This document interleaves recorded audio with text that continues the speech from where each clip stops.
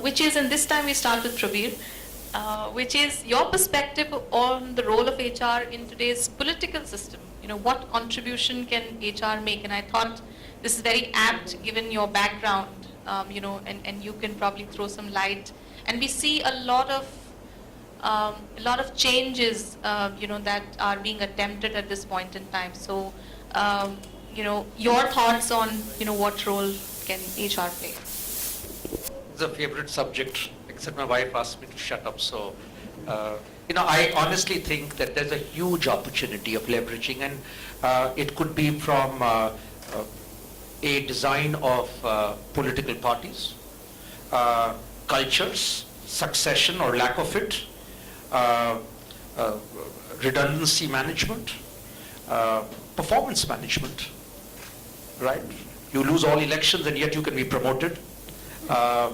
So I think every dimension of HR, I think, has value in a political party.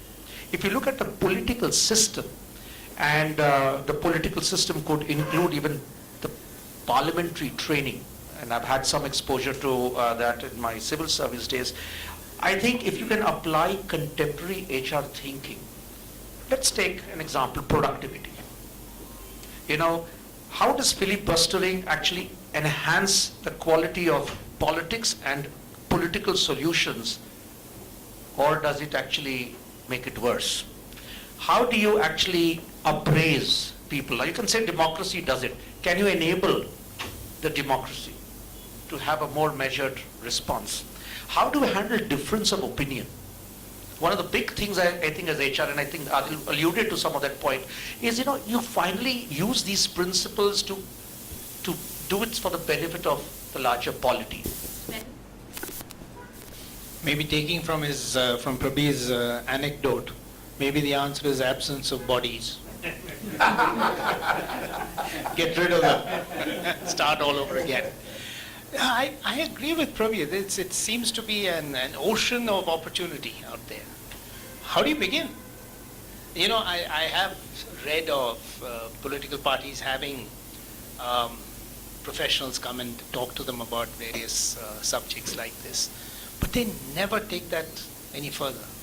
It's a fantastic opportunity, but how do you move in? One of the things that may be a good way of starting, the American political system, the senators and House, the representatives and so on, they have little groups of people who help them. They're analysts and researchers and so on. Those youngsters actually force these guys to think a little more professionally. I wonder whether that kind of a system would help with our parliamentarians to act. Once you have some of these corporate-bred professionals getting into the public domains, which was not a very common sight at a point of time, their experiences of being part of professionally managed systems is certainly giving them reasonably good ideas on how this management should happen. That's me thinking, and I was writing a point that number one is, can we think in terms of developing scorecards for ministers? And they would have no idea about how to do it. Certainly most of our HR guys could actually get in there and try to say, okay, how do we make scorecards for performances?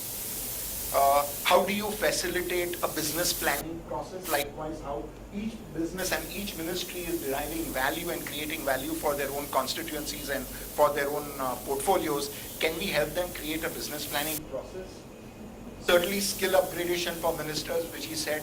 Do you have a constituency 360 done?